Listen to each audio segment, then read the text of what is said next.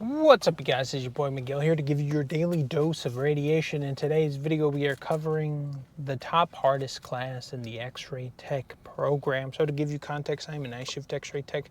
Been doing it for over 4 years now. And coming from someone, and I even did a little survey at work, or every single year I'll talk to the students because our work at our hospital, we have X-ray students, so I always ask the same questions. Which one to them is the most challenging? And notoriously, every single one, which me included, always think so, is the physics aspect. And some people say pathology are the most hardest ones we have, or advanced positioning for some people, are like the top 3 major ones. So I know that at my school now they're offering to take physics at the as a regular prereq, I guess, to help the school avoid people failing as much. I mean, to me, it was difficult to understand because I remember we had to learn over the circuit board is a notorious aspect of it that was challenging because you have to know from like the beginning of the X-ray and how it goes through a little process.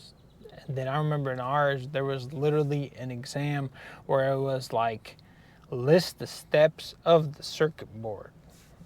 And it was worth like X amount of points on exam, and it was quite devastating.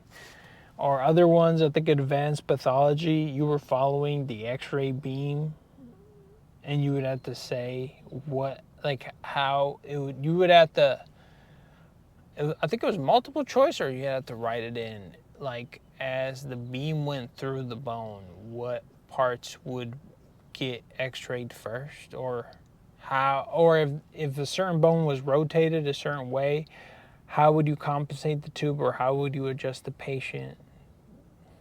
Like it would show you like, let's say your greater trochanter was more, I guess, like rotated, or you would see, like it would ask you how to adjust the patient or the beam, and it would give you a few options, or you have to write the options, and it'd always be like, which is the most correct. That's another one that would piss me off.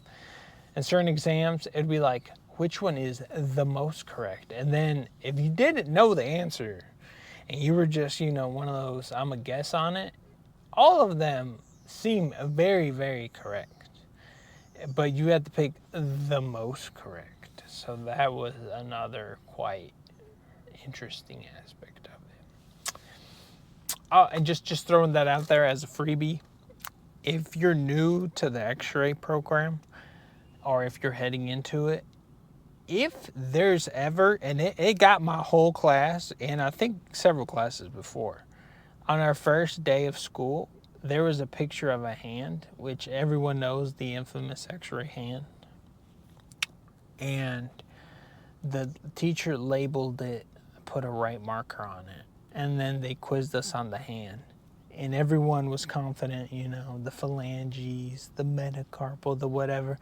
Everyone failed that quiz because no one wrote right, like before everything. And that's just something that terrorized me to this day. So if there's always a marker, always write it. So, but let's see what else. Then I think on pathology, I think one of the big ones was the project we did. We had to do a project and an essay over a disease we saw in clinicals. So that was kind of like you pick your own poison, because like I think mine was a kidney stone. And you would have to write, you would get an image from the hospital, and then you would tell them how, like you'd give kind of a brief history on the patient, and then you would explain you were essentially doing a little PowerPoint over that. And that was quite challenging. And we'd have to present it in class, and it had to be X amount of minutes.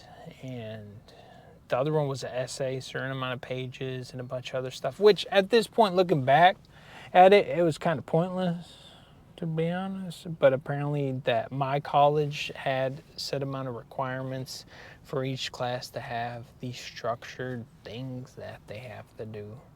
So that's something that was challenging, because then other classes would stack other stuff on top of that, which in some classes they would give you, like the very beginning, like the first week they would tell you about these things, and then in other classes they would wait till like the last few weeks to give it to you, and depending on how much you procrastinate, other stuff could happen, and it would just become a cluster of stuff like that. But even now, the students, a lot of them complain about our school that they have a 8-week program, like 8 weeks each class, which you do technically graduate sooner, but it's just faster pacing, which now thinking back at it, if I had to do that with some of these hard classes, I could see how it'd be very, very challenging for you. So I wish you the best of luck, peeps. Remember, C's get degrees, and you just need a 75, and you too can push the button like me. We'll see you on the next one.